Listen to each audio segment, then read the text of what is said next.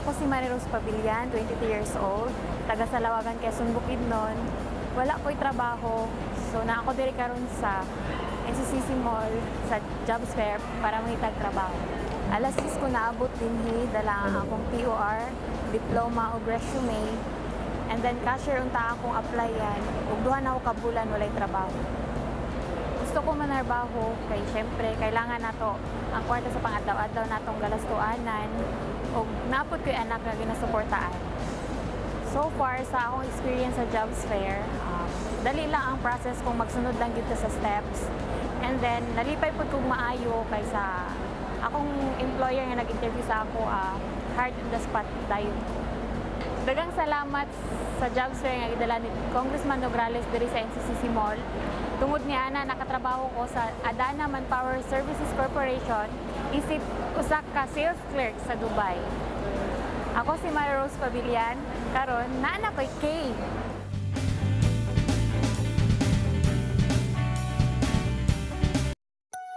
Maayong adlaw, matag bulan sa Setyembre, ato nang nabatasan ang pagpahigayon og dakong jobs fair sa usa ka mall dinhi sa Dakbayan.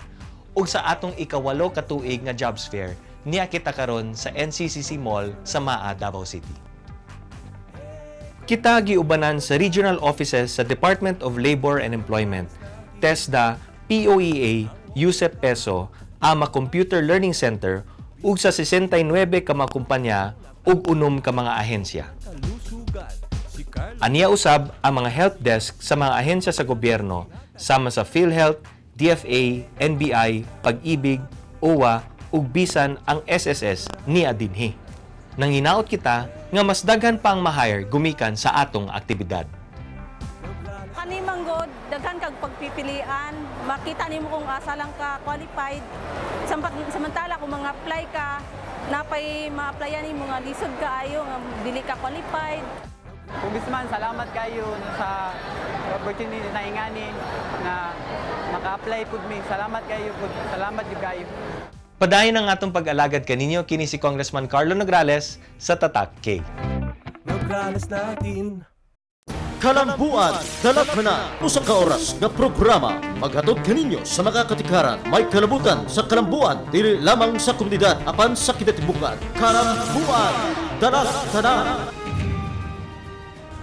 Davao, Mindanao, may gadlaw. Inyong alagad, Zaldi Chato dito sa programa ang Kalambuan Daratanan. Kinisabang inyo higala sa kahanginan, Rafi Bermejo, may adlaw. Ang Kalambuan Daratanan matod sa mga importanteng impormasyon, mga isyu butang lungsod doon nga ikaw, kitang tanan, adunay kalampigitan. O siyempre, sama sa nandan, atong dinapit kibisita, atong pinalangga sa Katauhan Siyudad sa Davao, 1st District Congressman Carlo Nograles. Sir? May adlaw kanimo Zaldi, kanimo Rafi, ug sa tanang mga nagtan-aw karon sa atong programang Kalambuan Daratanan, may adlaw ning tanan. Sal, sa mga kaigsunan ang atong isgutan karon katong mga kasamtangang katikaran diya no sa sulod sa Kongreso. Ilabi na katong detalye sa mga balaod nun nga nakakaroon gipasa diya sa House Committee on Labor nga diyan gipanguluhan ni Congressman Carlo Nograles, Sals, no?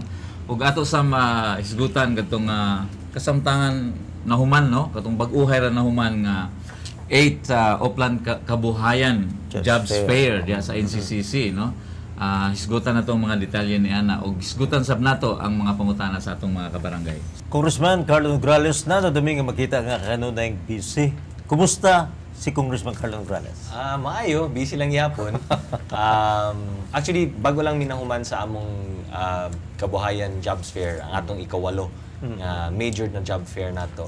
So yearly na amantay ina nga job fair. Pero naapod tay mga ginagmay nga mga mini job fair nato. So natapos lang mi sa among job fair sa NCCC, pero sa sunod semana nanapod mi ipahigayong medical mission plus mini job fair sa barangay. So halos every week kada uli nato dinhi sa atong distrito na amantay mga activities. Pero pagbalik po nato diya sa Kongreso, busy po ta dito sa mga budget hearings nato. And so balik-balik ta, pero bisan asa ta mo ato, whether sa Congress ba or diri sa distrito, natay mga ginabuhat nga mga responsibilidad, mga trabaho nato. Ang Katauhan diri siyudad sa Davao, labi na sa unang distrito ni atong siyudad, kanunay nahibulong kung asa kuno ginakuha ni Congressman Carlo Nograles ang iyang kabaskog o kusog o aron nga mabuhat ang sama sa imong ginabuhat karon, Congressman. All para kanako, Zalds, trabaho man nato ni ato maning responsibilidad ug pagsulod nato din sa atong trabaho kabalo magyunta na ingon ani ang requirement sa atong trabaho nga permitang mabisi sa dili lamang sa Kongreso kundi diri pod mismo sa distrito kay lahi ang atong responsibilidad sa Kongreso para man sa intirong nasod maghimo tag mga balaod na maka-improve or maka-benepisyo sa katawhang Pilipino. Nya pag-abot diri sa atong distrito, lain na po ang atong trabaho nga naka-focus ta sa atong syudad, ingon man sa atong mga constituency sa atong distrito, lain na po na siya, lain na po ng responsibilidad ug kinihanan atong buhaton.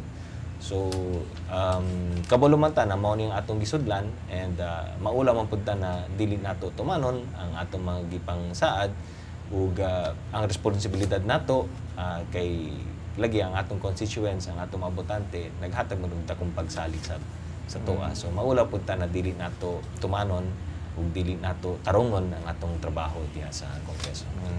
Okay. Congressman Carlo, sayod mi nga nining higayuna, no, busy gyapon kayo ang Kongreso.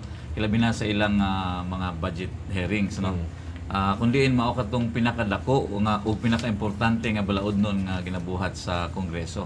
Ang pangutana kung sa unsang ang na ba ang Kongreso sa maong budget process, Congressman? Patapos na mi sa kanang ginatawag na budget briefing nato, no.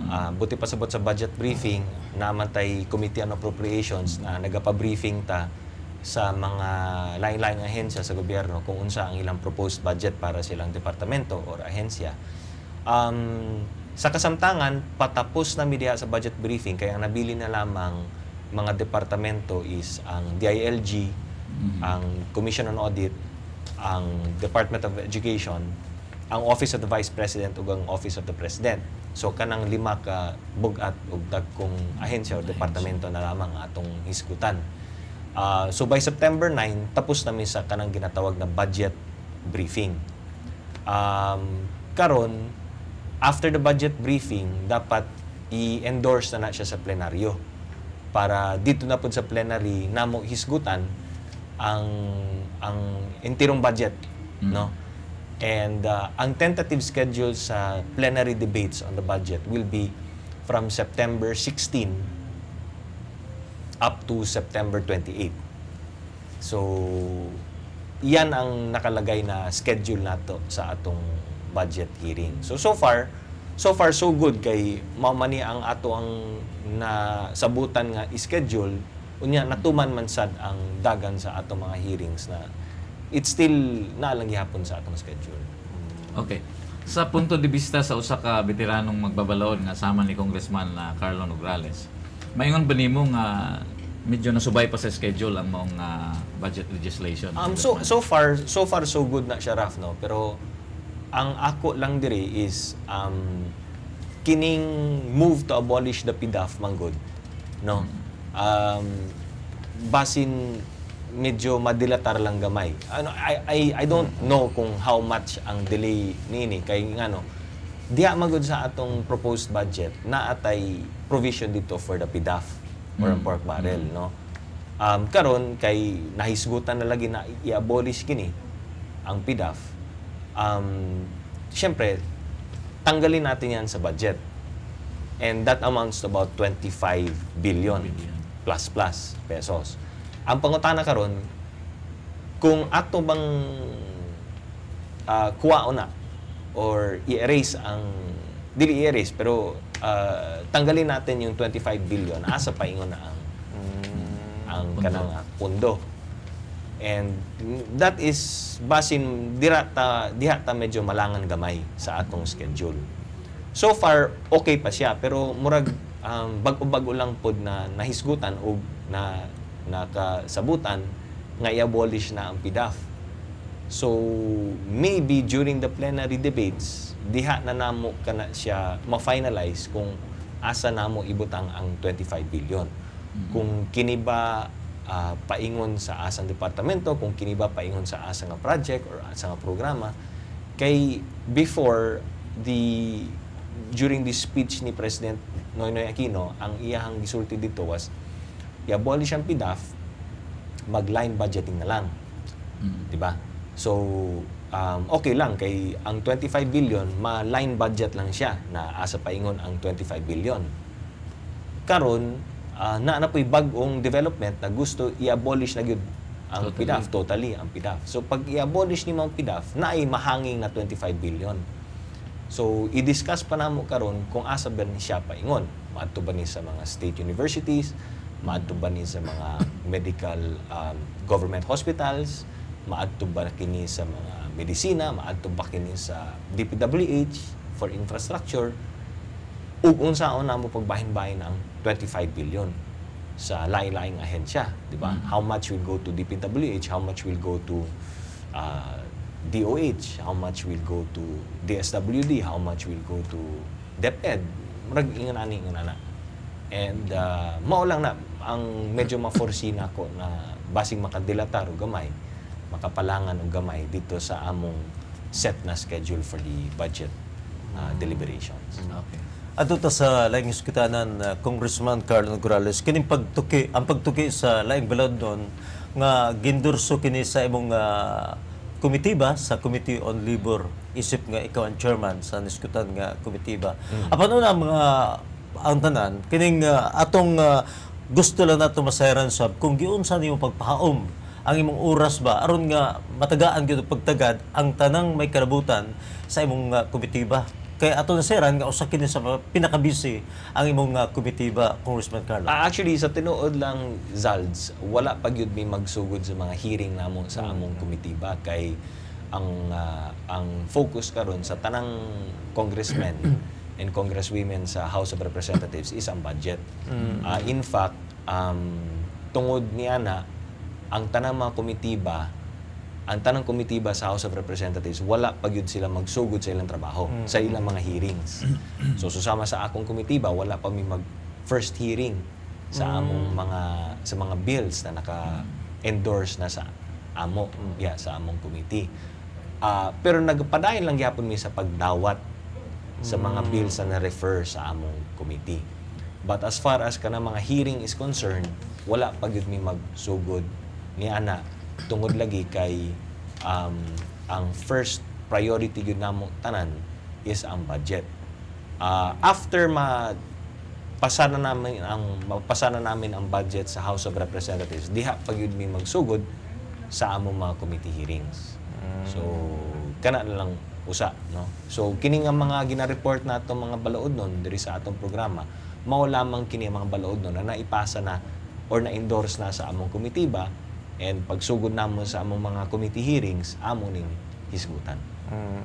Kining pending karon diha sa imong Committee on Labor, Chairman Carlo Nograles, kining House Bill number 2269 nga gifile ni Congressman Eric Olivares kundi nagsugyot nga flexible working hours alang sa mga empleyado. Pasabta daw mi labi na ngadto sa mga televiewers.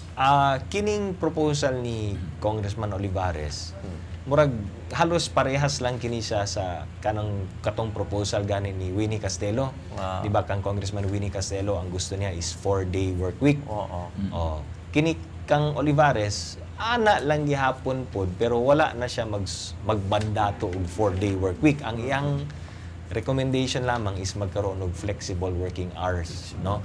Ang tumong tinguha ug tuyo niya is mabawasan ang mga traffic problems nato labi na sa mga highly urbanized cities. So gusto niya na mahitabo is voluntary basis para sa mga pribado ug mga government institutions, private and government institutions, voluntary basis na mag-adapt sila og kining flexible working hours. So like karon ang naanadamantan ang working hours nato is 8 a.m. to 5 p.m., di ba? So na ay pwede ka mag-voluntarily na imbis na 8 to 5 himuon yung 12 to 8 murag ingon ana. So para lamang na dili ta sabay-sabay sa rush hour. Murag ingon ana kay kung sabay-sabay ta 8 to 5 traffic pag-abot og alas 7, alas 8, traffic pod gikan alas 5 hangtod alas 6 hangtod alas 7. So kung naay tay mga institutions na sayo or late na magsugod, dili ta magdungan tanan sa kalsada. So medyo mabawasan ang mga traffic problems nato. So this is only for highly urbanized cities and then purely voluntary basis para sa government institutions and private institutions. Unya, na ay insentibo na ihatag, which is kung mag-adapt ka og flexible working hours, pwede na dili na nimo bayaran ang night shift differential. Kaya siyempre kung nanata sa night shift, matod pa sa atong labor code na ay increased pay rate, no, sa night shift differential. So ang insentibo is mag-flexible working hour ka, pero wala na dili na kakinahan magbayad og night shift differential. And then number 2 na insentibo, pwede nimong piliun, pwede ka magbayad og night shift differential pero pwede na deductible ka na sa income tax nimo. So mao na siya ang insentibo na gusto niyang ihatag kung mahimo nang balaod kining iyang proposal. Okay. Napailaing bill nga nakapending karon diya sa imong House Committee on Labor, Congressman Carlo, ang House Bill 1994, no, ni Congressman Anthony Bravo o Congresswoman Crescente Paez, kundiin nagsugyot nga angay manduan ang mga industriya, no, nga nagpahimulos ni atong kining bunga sa atong kinaiyahan o ang mga mina sa atong lugar, no, nga muhatag og preferential treatment sa mga residente sa lugar kundiin asa ang minahan. Ang pangutana sa katawhan kung unsang buti pasabot nining preferential treatment o unsaon po daw sa gobyerno pag-monitor nining pagpatuman nining maong mandato. Ang preferential treatment na bot niyang ipasabot is sa hiring sa mga empleyado. Okay. So kini siya proposal lamang ni, no, na naa sa atong komitiba na kung ang industriya or ang negosyo or ang aktibidades nga buhaton sa usa ka kumpanya is something to do with extractive activities, no, sa natural resources nato, susama sa minahan, mining, quarrying, cement manufacturing, geothermal, hydroelectric, or kanang extracting of oil and minerals. Kung asa ang operation, kung asa tong activities na buhaton ang extracting of natural resources, base sa iyang proposal, dapat ang pag-hire nimo sa imo mga empleyado, preferential hiring ka sa mga taga-dira nga nagpuyo. So sa mga residente diha, sa maong lokalidad, maong munisipyo, maong syudad, o maong probinsya, dapat diha manggikan o diha sila nagpuyo for at least 1 year na residency. So, murag ang gusto niyang mahitabo is kay diha ka sa lokalidad na nag-extract og mga minerals or natural resources, dapat silang mga taga diha ang pinakauna makabenepisyo. Kay murag kung imong isipon, ilahagod na nagod na sa ilang lokalidad. So dapat ang unang makabenepisyo ang taga diha lang pod sa maong lokalidad. So ang preferential employment should be from those residing within that locality. So mao na ang gusto niyang mahitabo. So kung mahimong balaod kini, yun na nga, may preferential employment. Tapos unsaon pagpatuman ani, well, ang Department of Labor, apil ang iyang Department Secretary, apil ang iyang mga naadiya sa Department of Labor, probably will be able to conduct inspections to find out kung ang ilang gipang-hire ba is tinuod ba gyud ng mga residente dito, taga diha gyud. Now, so how this will really come into unsaon nato pag plastar ni ini or pag black and white ni ini, hisgutan pa namon na siya sa Committee on Labor. Because as it is now, sa pagbasa nako dito sa iyang proposal, murag dili pa kay klaro. Like what is preferential employment? 60%, 70%, or mao ba ni ang una natong interviewhon? What if dili gyud sila mo qualify? Pwede ba ta mo kuwag tagagawas? So how do we now describe what is preferential treatment or preferential employment sa residente? So kung less than 50% pa, dili na siya preferential employment, di ba? Kay nakabutang bayad diha ay penal provision kung kinsay dili mo tuman o kinsay dili mo sunod sa maong balaod, kung mahimo na siyang balaod na ay silot na murag 3 months to 3 years imprisonment or tapos multahan og 1,000 to 10,000 pesos murag ingon ana. So dili siya basta-basta kay ni multa na silot eh. So we have to define what preferential treatment is. Okay, hisgutan sa nato ning House Bill nga gipasan ni Congressman Dan Fernandez sa Congressman Carlo, no, ang House Bill number 2295. Naghisgot kini og Magna Carta sa giingong informal economy. Again, unsa ang buti pasabot ni Congressman Dan Fernandez sa informal economy ug unsa pud ang gusto kabuuton ni Congressman Dan Fernandez sa may kalabot ni ang informal economy murag ang ambot ipasabot sa informal economy is kanang ito yung economic activities involving workers nga walay formal arrangement or walay formal na kontrata. So ang informal economy encompasses the informal workers. Mga panday tingali ni kining informal workers mao ni mga workers na walay saktong formal kontrata, walay formal na arrangements in terms sa ilang employment, no? Susama sa mga home-based, panday mason, mga home-based, mga own account, mga kining ginatawag na seasonal workers, kining allowance-based, on time, on call.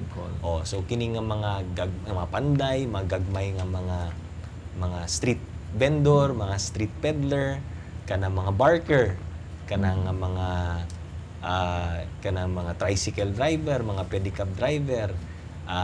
So kining mga ginagmay nga mga workers or trabahante or mga gagmay nga mga negosyante na walay formal contract or formal arrangements. So kining mga small farmers, small fisher folk, mga barker, mga inana. So tanang mga ginagmay nga mga trabahante. Mao ni ang sakop sa atong ginatawag na informal economy. Now, kung kining atong tanang ginahisgutan ng mga informal workers, kini ang dili protektado sa atong ginatawag na labor code. Okay. Diba? Wala sila formal na kontrata, murag subcontracted sila na dili gani klaro. So sa ato pa kanang dili klaro nga trabaho, walay security of tenure, walay saktong sahod, walay mga benepisyo. Kini ang wala ma-encompass or masakop diha sa kinang mga rights and privileges under the labor code. So ang gusto mahitabo ni Congressman Dan Fernandez ug napay pipila ka mga nag-file sa susamang bill, no? Napay nag-file si Congressman Aglipay, si Congresswoman Escudero na po ilaing version sa kining mao nga bill. And ang gusto lang mahitabo is kining tanang mga trabahante na dili wala ma-appeal sa labor code, tagaan pod sila og ilang mga katungod. And ang katungod nila should be susama lang ug parehas lang gihapon sa mga naa sa formal sector or mga empleyado, no?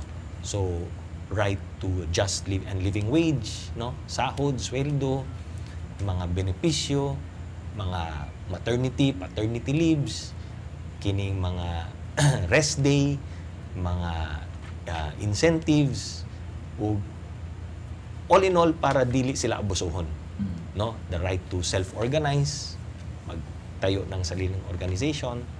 So mao ni ang gustong ihatag diha kanila na maproteksyonan sila.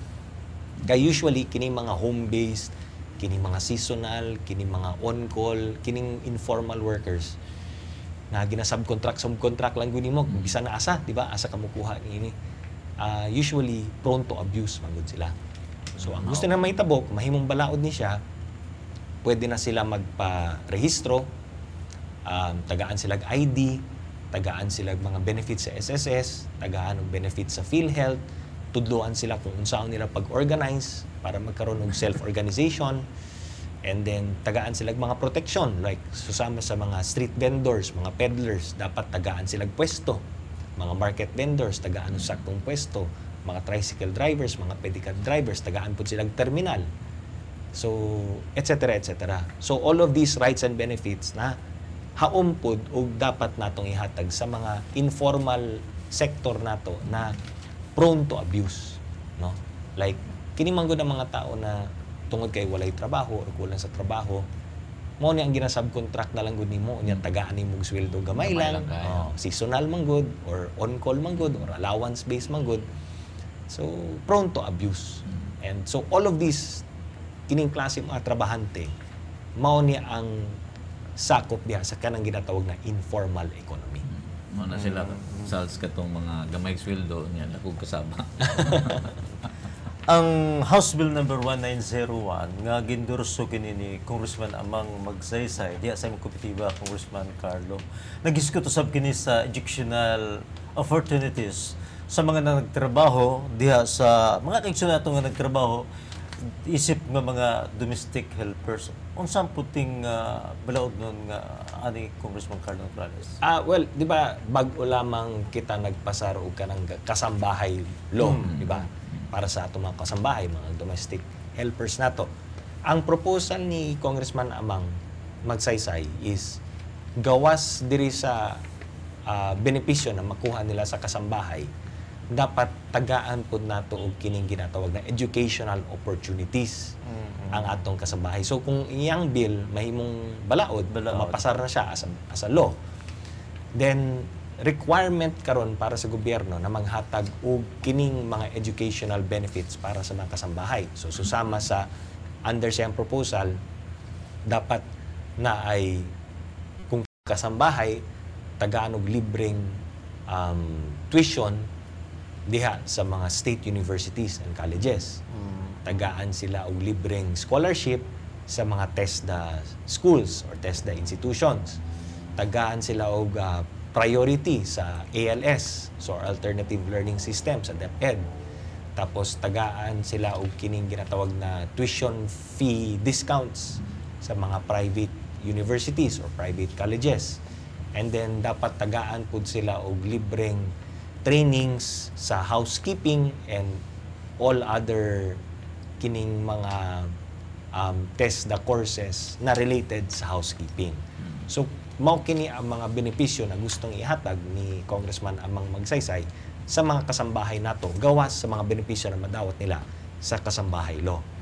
And kini gipasa nila, gi-endorse nila sa among komitiba, so amo pud kining hisgutan pag magsugod namin sa among mga hearing. Okay. Human sa walay puas nga budget hearings, Congressman Carlo Morales, mga hearings diya sa Committee on Labor, doon na lagi hapoy panahon alang sa ato mga serbisyo komunidad. Congressman Carlo diri sa 1st District niya Tundakmens, Davao. Mong gipasayog dadi pala magdugay ang ika-8 nga Upland Kabuhayan Jobs Fair nga kini gipahigon diya sa NCCC Mall matina niya Tundakmens, Davao. So sabay mga maayong balita nga gusto sab namo masaran o gusto sab nga masaran sa ato mga sumusunod. Well, daghan no. Unas tanan, pasalamat ni sa nagbalampuson nga Jobs Fair nato diya sa NCCC Mall. Kundi nakahatag kita og naka-offer kita og 4,200 ka job vacancies. Wow. So naay 4,200 ka available jobs, both local and overseas. Ang nag-participate sa atong jobs fair is 69 ka mga employers, 14 para sa overseas employment and 55 local employers. And then sa first day namo, naka-process mi 1,066 ka mga aplikante, kundi 32 ang na-hire on the spot. Wow. And then ang 1,000 plus for final interview. That was day 1. And then sa day 2, which happened today lamang, bago lang natapos, siguro the same number. No? So, diyan nimo makita na daghan gyud ang available na mga trabaho, 4,200 gyud ang available na job vacancies. And that's why kanunay ta nagahatag sa mga job fair kay kabalumi, labi na sa among komitiba, kabalumi na daghan ng mga bakanting trabaho diha. Ug daghang mga kumpanya nagapangita og mga empleyado or mga trabahante. And kanunay kining atong job fair na ginabuhat, pero mao kini ang ginatawag nato na big major job fair nato. Gawa sa major na putay minor nga mga job fair. Okay, mga kaigsunan, ay maghawa kay ato pang balikan no ang katong detalye sa atong jobs fair diya kang Congressman Carlo Nograles. Ato lang sa hatagan og gamay oras na atong mga pahinumdom. Balik din ta. Kalambuan, Dalatana.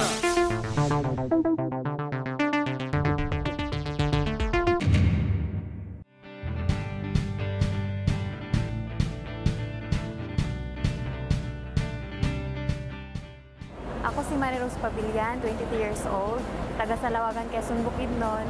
Wala ko'y trabaho, so na ako diri karon sa NCCC Mall sa jobs fair para mahitag trabaho.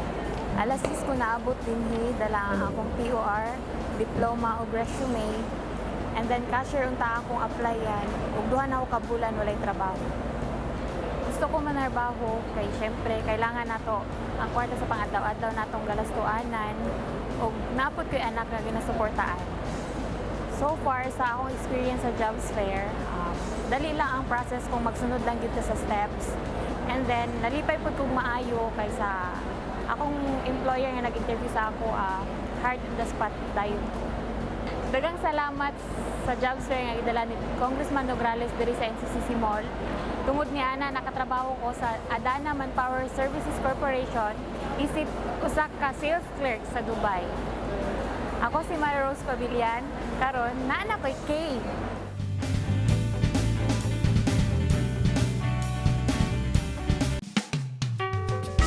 Kalambuan Dalatanan's set furniture and design is provided by M. Tanoy Concepts. M. Tanoy Concepts is located at Dakudao Corner, Inigo Extension, Davao City.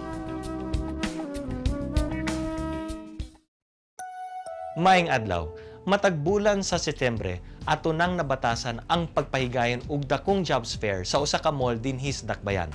Ug sa atong ikawalo ka tuig nga jobs fair, niya kita karon sa NCCC Mall sa Maa, Davao City. Kita giubanan sa regional offices sa Department of Labor and Employment, TESDA, POEA, USEP PESO, AMA Computer Learning Center, ug sa 69 ka mga kumpanya ug 6 ka mga ahensya. Aniya usab ang mga help desk sa mga ahensya sa gobyerno sama sa PhilHealth, DFA, NBI, Pag-ibig, OWA ug bisan ang SSS niya dinhi. Nanginaot kita nga mas daghan pa ang ma-hire gumikan sa atong aktibidad. Kani manggod, daghan kag pagpipilian, makita nimo kung asa lang ka qualified. Samantala kung mga apply ka, napay ma-applyan nimo nga lisod kaayo nga dili ka qualified. Congressman, salamat kayo sa opportunity na ingani na maka-apply pud mi. Salamat kayo pud. Salamat jud kayo. Padayon ang atong pag-alagad kaninyo kini si Congressman Carlo Nograles sa Tatak K. Nograles natin. Kalambuan, Dalatana. Balik ta sa atong programa ang Kalambuan Dalatanan. Atong isgutan pagbalik ang katong 8th Oplan na Kabuhayan Jobs Fair no nga baguhay lang na human diya sa NCCC. Congressman Carlo, bati na mo nga espesyal kayo no alang kanimo ang programa sa manining Jobs Fair. Mangutan na lang mi kung doon na po ba kay espesyal nga rason nga nung paborito kay nimong mga programa ko. Well, ang tumong manggod nato, ang tuyo manggod nato is mapalambo ang kinabuhi sa matag usa. No, labi na dinhi sa atong distrito. So, para kanako, para mapalambo nato ang kinabuhi sa matag pamilya, importante kaayo na ang naa sa pamilya, ang padre de pamilya or ang nagasuporta sa pamilya na trabaho. Kay unsa man nato pagpalambo sa usa ka pamilya o sa usa ka tawo kung wala ko siya trabaho. Siyempre kung maglisod siya, maglisod pa ang pamilya. Maglisod siya, wala siya makaon, wala siya kitaon para pampaeskwela sa mga anak, wala siya kitaon nga para magpakaon sa iyang anak o magpatambal sa iyang mga miyembro sa pamilya kung galing magkasakit sila. Maglisod gud sila, maglisod ang ilang kinabuhi. No, para kanako importante kaayo na ang matag usa tagaan og oportunidad or tsansa na makatrabaho. No, it's either na makapangita o makatrabaho sa usa ka kumpanya, makapangitag trabaho sa usa ka kumpanya or maghimo og sariling negosyo. No, ang importante na kitang tanan labi na sa atong distrito na ay produktibo, no, na ay ginabuhat or na ay kumikita, no, na ay kitaon, na ay pakaon para mabuhi ang tanan, di ba? Para dili maglisod. Kay kung sige lang tag sama ana na mag-dole out ta or sige lang taghatag-hatag na dili nato sila tagaan og tsansa na maiangat nila ang ilang kinabuhi or ma-uplift nila ang ilang kinabuhi or makatrabaho sila, then useless lang gihapon. Murag sikulo na balik-balik lang ka sa imong kalisod, dili na ka maluwas sa imong kalisod. So importante kay para maluwas ang kadaghanan sa ilang kalisuran, importante na tagaan nato sila og trabaho. Now, the only way to do that is scholarship, or livelihood training tagaan nato sila livelihood, panginabuhian, kabuhayan, and jobs fair usa sa mga pamaagi. Kay kung susama niya na ay 4,200 ka job vacancies. So kung kining tanan ma-fill up nato, natay 4,200 ka pamilyang napakaon nato. So sa usa ka higayon or pila ka adlaw job fair, natay 4,200 na ma-fill up, natay 4,200 tao kitang natabangan. O karang 4,200 ka individual or mga pamilya na atong matabangan, lifelong na siya. Labi na kung ma-hire siya, unya mo graduate pud siya, I mean ma-regularize siya. After ma-regularize siya, ma-promote pa gid siya. So, that's the reason why kining job fair importante. Gawas ni ana, siyempre, usamang punta na niagi sa inaanang klaseng sistema or mga pamaagi na pagkahuman nato og eskwela sa college, ang ita mangitag trabaho. So, nakaagi ta diha. Swerte lang kay dito sa akong eskwelahan na may job fair. Dito na ako nakita ang importansya sa job fair. Karon nakita na ang nasa katungdanan, ngita po tagpumaagi na ang job fair na to dili lang para sa mga pribadong universidad or mga pribadong kolehiyo, kundi dapat mahatag po na sa tanan. Okay. And then the job fair na to, na atong ginabuhat sa atong distrito, dili lamang usa ka higayon, kundi gihimo na nato ni siyang kada bulan na. It just so happens na ay dagkong job fair na ginabuhat po nato yearly diha sa usa ka mall. Okay. Alang ni adtong mga nasayod sa imong public service records, Congressman Carlo, kining programa nga ipahiluna gani kadtong mga nangita og trabaho, usa kuno ka maayong tulumanon aging suporta sa imong mga scholars, no? Ginamonitor ba nimo kung pila na ang imong mga sa imong mga scholar graduates, Congressman Carlo, ang nakatrabaho sa pagkakaron? Well, kaluyan sa Ginoo, actually ang atong mga scholars wala man kaayo sila maglisod og pangitag trabaho, no? Labi na diha sa USEP. Ang atong scholars diha almost kung dili man tanan, almost tanan nanay trabaho. It also happens na sa kadaghanan sa mga universities or schools na naakitay scholarship, naman pud na sila'y Public Employment Services Office. So gawas na maayong ilang edukasyon, di po sila maglisod og pangitag trabaho kay naay peso office na nagatabang po diha kanila sa pag-job matching sa mga kumpanya kung asa nagapangitag trabaho trabahante ang kumpanya na nagmatch po sa qualifications dito sa atong mga graduates. And thanks be to God, okay naman so far kadaghanan sa mga scholars nato dili tanan nakapangita naman dayon pud kana sila og trabaho.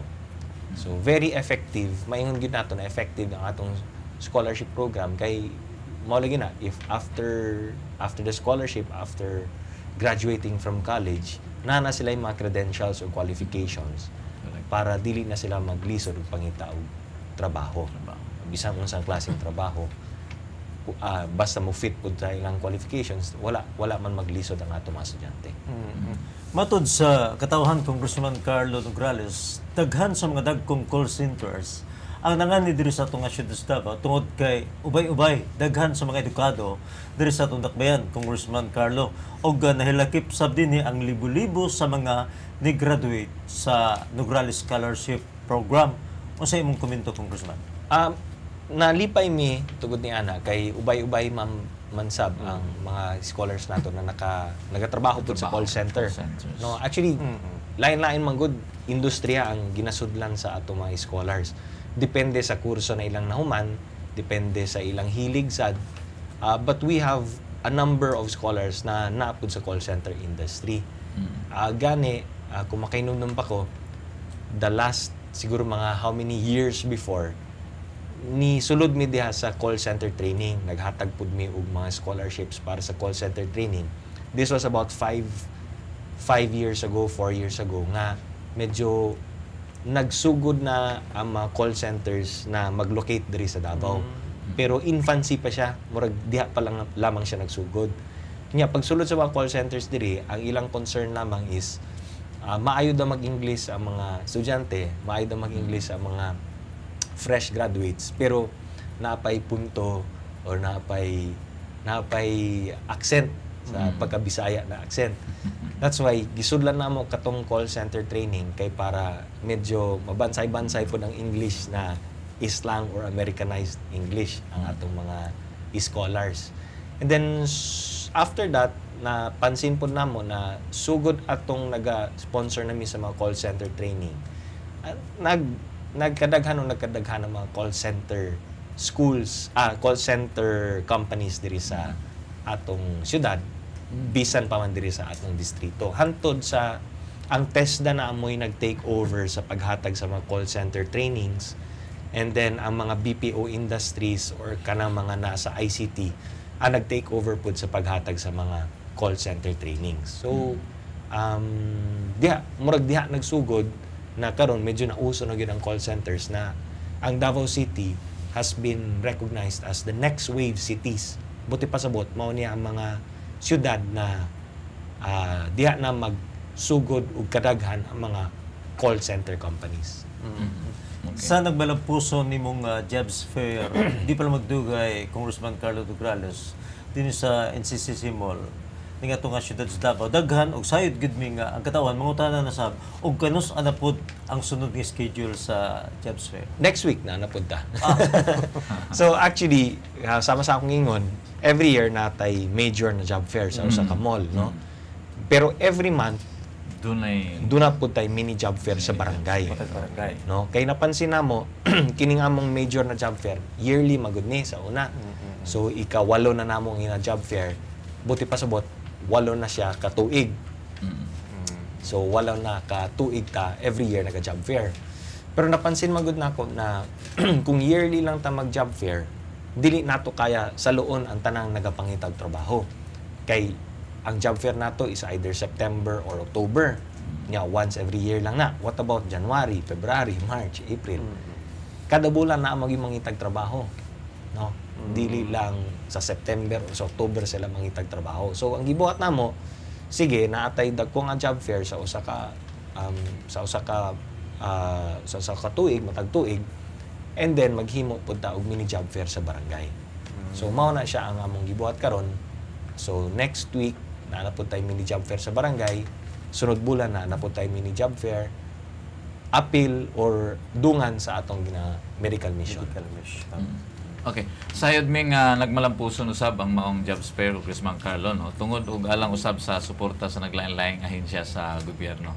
Imo ang higayon para pasalamatan sila, Congressman. Yes, nagpasalamat ni sa tanang mga ahensya ug sa gobyerno o na nag-participate sa atong job fair, no? Apil na diha ang Department of Labor and Employment, ang TESDA, ang POEA, ang OWA, ang NBI, SSS, PhilHealth, Pag-ibig, DFA, NSO, AMA Computer Learning Center, NCCC Mall, and ang USEP Peso Office ug sa tanan-tanan mga employers, mga kumpanya na nag-participate sa atong job fair ug siyempre sa atong mga staff, atong mga volunteers, atong mga scholars ug sa tanan-tanan na nag-contribute para sa success sa atong job fair. Okay. Magang salamat kanila, no. Og atong lakbitan karon Salz, no, ang mga pangutana sa atong mga kabarangay. Congressman Carlo nagisgot ta og scholarship program, no, kundi kapin sa 25,000 na ang imong napahuman sa maong programa. Sa kasamtangang kontrobersiya karon kalabot sa nining ginatawag natong PDAF, ang pangutana sa katawhan kung maabolis po ba daw ning scholarship program ni Congressman Carlo Nograles, pananglitan umawagtang gyud kining PDAF, Congressman. Unta dili, no. Sa tinuod lang, Raf, sa totoo lang, hindi pa talaga namin alam or dili pa kay klaro para kanamo kung unsay may tabo. Okay. Pag ma-abolish ang PDAF. Basta ang nahisgutan lang namo, mao ni ang panawagan sa katawhan, mao ni ang gustong may tabo, mao ni ang gi-announce ni President Aquino. And it looks like the House of Representatives as an institution nag-desisyon na i-abolish ang PDAF. So ang pangutana karon, maunsa ning mga scholars, medical assistants, maunsa ning mga proyekto nato, mga programa nato na ato nang nasugdan. So ang scholarship magpadayon ba or unsa na may mahitabo ani? Kay kung i-abolish ang PDAF, magdepende na lang ta sa mga government agencies or departments. So susama sa atang scholarship, kung wala na PDAF, wala na ko'y oportunidad or pamaagi na maka-sponsor ta og scholar. So unsay mahitabo karon? Kinsa na lang ang pwede mag-sponsor sa scholar? CHED, di ba? Or kung may scholarship ang atong state university. So unsay mahitabo karon didto sa mga scholars nato, kung mangayo silang scholarship, ang mahitabo na lang ba ani is ako na lang silang i-refer sa CHED. So pananglitan na ay muduol na scholar sa ako sa among office. Muduol lang scholar sa among office, mga scholarship. Unsay buhatan sa among office, adtuan na lang ang CHED kay sila na ay scholarship. Mayon ana na lang ba na siya? Or adtuan na lang ang imong state university kay basin na sila ay scholarship. So ang among opisina mahulog na lang na referral office. Kung naay muduol sa among opisina, amo na lang i-refer sa saktong ahensya. Like, for instance, right now, ang CHED, matod pa sa budget, na ay budget sila for scholarships. Bilyones na ang ihatag sa CHED for scholarships. So, yan ang mangyayari. Wala na akong PDAF, mapugos na karon kung magsulti sa mga scholars na adto na lang mong CHED. Maingon anak bata. Wala pa may kabalo. Wala pa na siya maklaro. Okay. Matod ni Speaker Sunny Belmonte nga di daw ma-appeal sa 2014 ang gingon nga budget sa PDAF, Congressman Carlo Nograles. So unsay mo ikasulti, may kalabutan sa ang gisulti, Congressman? Yes, I think yan na ang napagkasunduan, mao na ang nakasabutan namo sa House of Representatives. Wala pa may kabalo kung unsay sabot nila dito sa Senado. Pero as far as the House of Representatives is concerned, ang panawagan and ang agreement namo tanan, no, pero naipipila siguro na musupak ani, but karamihan or kadaghanan o majority sa House of Representatives murag muuyo na lang dito sa decision na i-abolish na gyud ang PDAF. So as an institution, will be forced to murag na pugos na lang gyud mi na mo-abide ni ana, because gusto namo ang institution sa House of Representatives will decide as a whole, as one institution, and the decision has been na i-abolish ang PDAF. Now, what will now happen to the budget ng PDAF?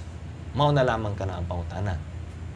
Maadto ba na i-divide ba na sa lain-laing ahensya, i-divide ba na sa laing mga departamento, and then number 2, who will take care of our constituents?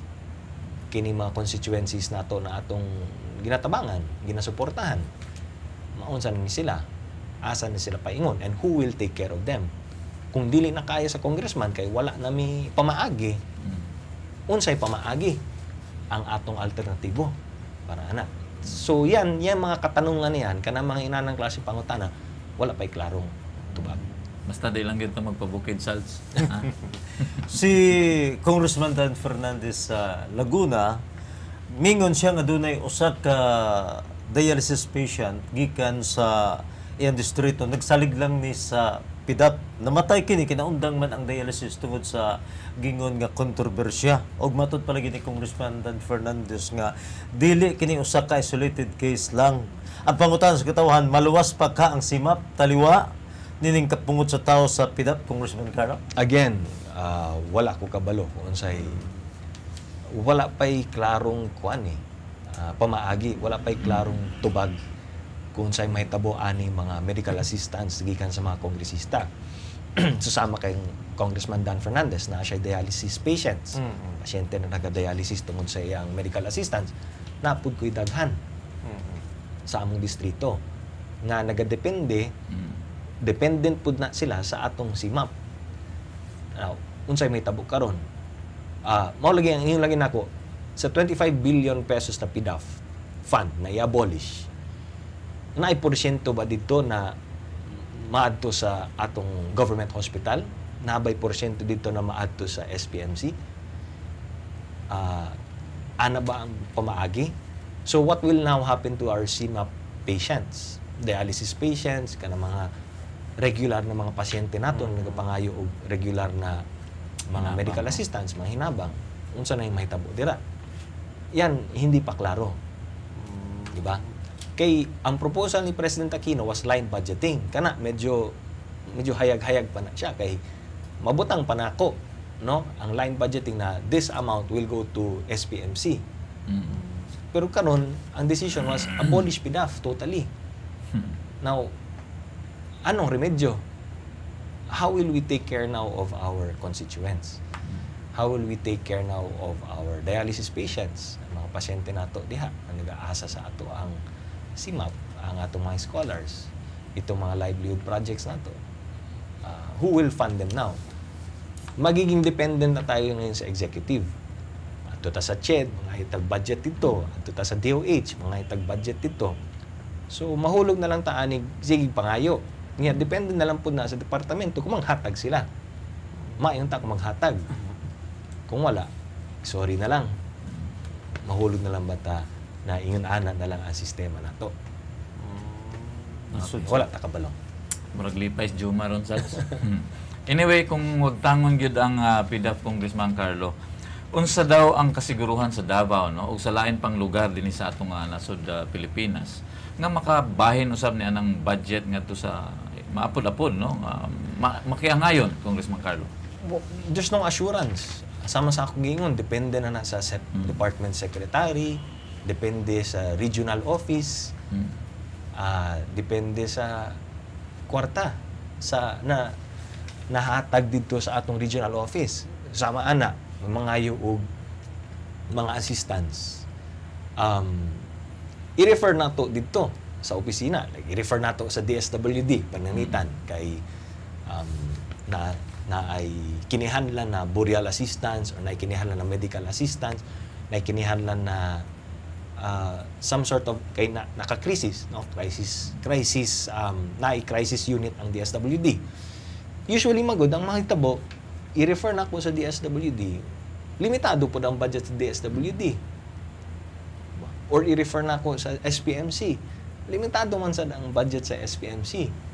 So, katong PDAF na to, ang PDAF sa congressman, dapat additional budget na lang to. Over and above the budget sa DMC, over and above budget sa DSWD, na tay additional budget na gibutang dito para mas daghan ang matabangan.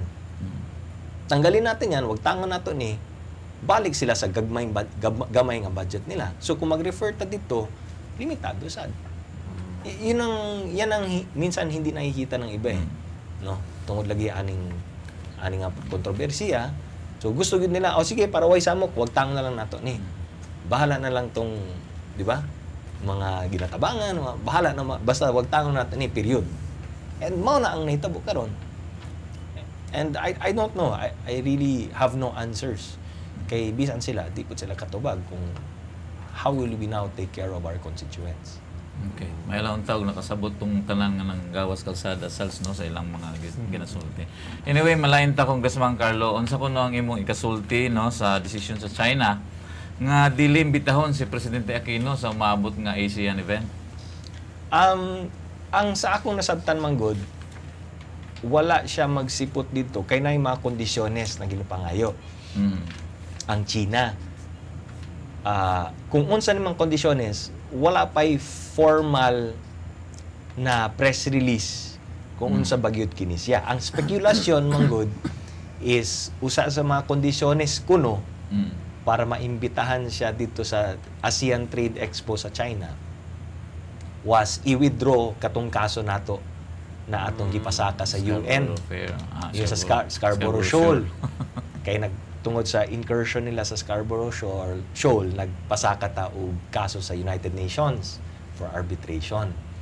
Kuno, ang kondisyones para lang makasipot siya si President Aquino kuno sa ASEAN Trade Expo, kiniyan i-withdraw daw katong kaso nato sa UN. So, para kang President Aquino, kung inaano lang po kababaw, kung para lamang makatambong ko diya sa Trade Expo, ayaw na lang. So, tama man din ang desisyon, no? But, again, speculation lang lahat yan. Hindi natin alam kung ano talaga ang rason kung sa bagyod ang kondisyones na gihatag sa China. Okay. Taliwa sa balik-balik na paglimod sa gobyerno Congressman Carlo Nograles sa gobyerno sa Pilipinas sa gingon nga ug sa Estados Unidos dili gyud mawawa ang duda sa katawhan ba nga dunay plano ang duha ka nasod nga pundar pag-usab ang gingon nga US business diri sa atong nasod. Ang imong komento, Congressman Carlo? Well, base sa atong constitution, nakabutang magida sa constitution na kana mga foreign military bases, foreign military troops, foreign military facilities, dili na siya pwedeng ibutang sa atong nasod. Ibutang diri sa Pilipinas kung walay treaty nga concurred by the Senate. Klaro kay na. So, the only way na magkaroon or mabalik ang bases, US military bases sa Pilipinas is number one, mag-treaty tayo, magpirmahan tayo ng treaty, and number two, i-concur sa Senado. So, kini nga mga balita na magkaroon na mga dealings karon na magkaroon ng military bases ang US diri sa atong nasod will only happen kung magkapirmahan ng treaty and the Senate will concur. Now, karon daghan na nagsulti na ang Senado karon murag kontrolado daw sa administrasyon. So, tanaw nato ni.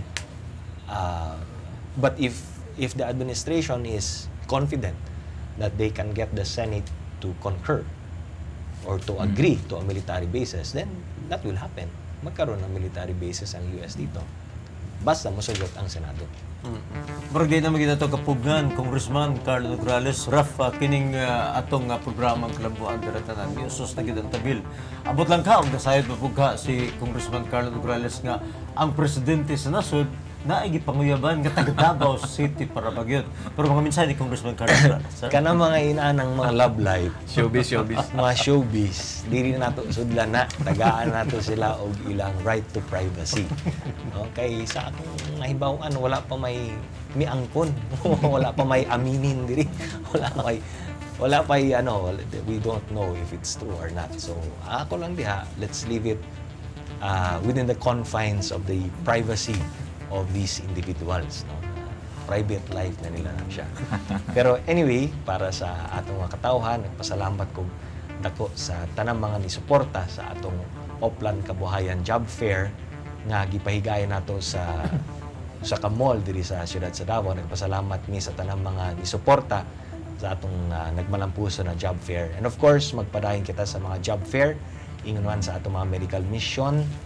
And kung unsa may mahitabo sa ubang pa natong mga projects and programs, kung ma-abolish ang PDAF, ako na lang ibalita sa inyo kung unsa may mahitabo or alternatibong sistema, pero paningkamutan nato na ang pagserbisyo, ang pagtabang nato sa katawhan, dili mawala. Pangitaan nato laing pamaagi kini, whether mangayo ba ta sa executive departments, mangayo ta sa ubang mga secretaries para lamang mapadayon ang atong mga programa buhaton nato ang angay ug dapat nato buhaton aron ang tanan natong katawhan sa siyudad sa Davao, labi na sa atong distrito, makapadayon sa mga serbisyo gikan sa atong First Congressional District Office. So rest assured, I will work hard na kining tanan magpadayon lang gihapon ang mga programa mo proyekto para sa atong distrito. So kaning tanan, daghang kay salamat sa kanunay niyong suporta, and of course sa akong misis na si Marga ug sa akong mga anak Mateo, Massimo ug Nika. Kaning tanan, daghang kay salamat ug maayong adlaw. Daghang salamat, most outstanding Congressman Carlo Nograles. Ug sal sa ato sang pasalamatan ang may gama sa atong set, no, si ang M. Tanoy Concepts ug ang may ayos ka nato si Kata Galinito. Ug my best regards day kay Ma'am Lucy Lasierda, no. Daghang salamat Ma'am Lucy sa higayon nga imong gihatag diha namo. Ug tungod wala naman kitay oras kaning higalas kahanginan Rafi Bermejo, daghang salamat ug maayong adlaw. O siyempre, ganito nila ni Bombet at Matet Castillo, yung alagad, Saldi Chato, magandang.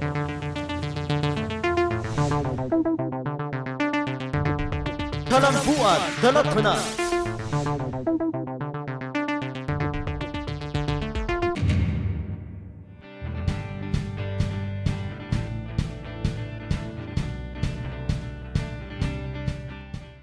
Ako si Marirose Pavilian, 22 years old, taga Salawagan, Quezon, Bukidnon. Wala ko'y trabaho, so na ako diri karon sa NCCC Mall sa jobs fair para mahitag trabaho. Alas 6 ko naabot dinhi, dala ang akong POR, diploma o resume, and then cashier unta akong applyan, ug duha na ako kabulan walay trabaho. Gusto ko manarbaho kay syempre kailangan nato ang kwarta sa pangadlaw-adlaw natong galastuanan ug naapod ko'y anak nga ginasuportaan. So far sa akong experience sa jobs fair, dali lang ang process kung magsunod lang dito sa steps. And then nalipay pud kog maayo kaysa akong employer nga nag-interview sa ako, hard on the spot dayon. Daghang salamat sa jobs fair nga gidala ni Congressman Nograles diri sa NCCC Mall. Tungod ni ana nakatrabaho ko sa Adana Manpower Services Corporation, isip usa ka sales clerk sa Dubai. Ako si Marirose Pavilian, karon naana ko'y Kay.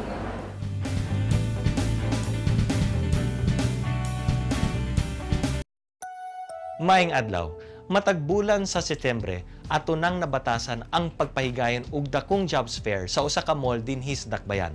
Ug sa atong ikawalo ka tuig nga jobs fair, niya kita karon sa NCCC Mall sa Maa, Davao City. Kita giubanan sa regional offices sa Department of Labor and Employment, TESDA, POEA, USEP Peso, AMA Computer Learning Center, ug sa 69 ka mga kumpanya ug 6 ka mga ahensya.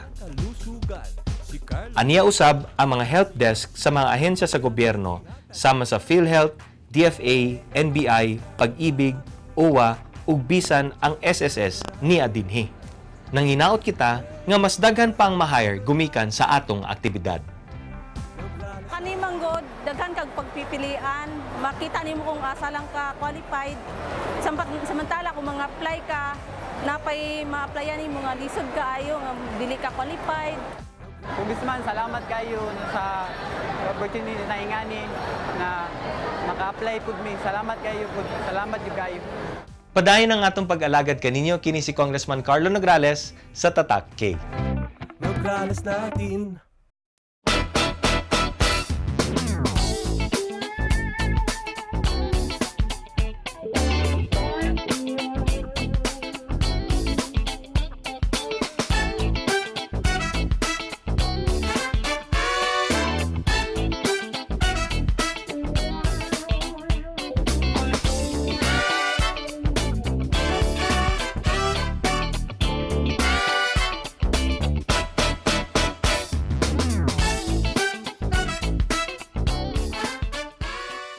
Happy birthday kang Congressman Carlo Nograles. Panghinauton namo nga unta hatagat ko sa taas kay nga kinabuhi para mapadayon niya ang unsa mayang gisugdan. Congressman, happy 37th birthday to you. I'm praying for more birthdays to come.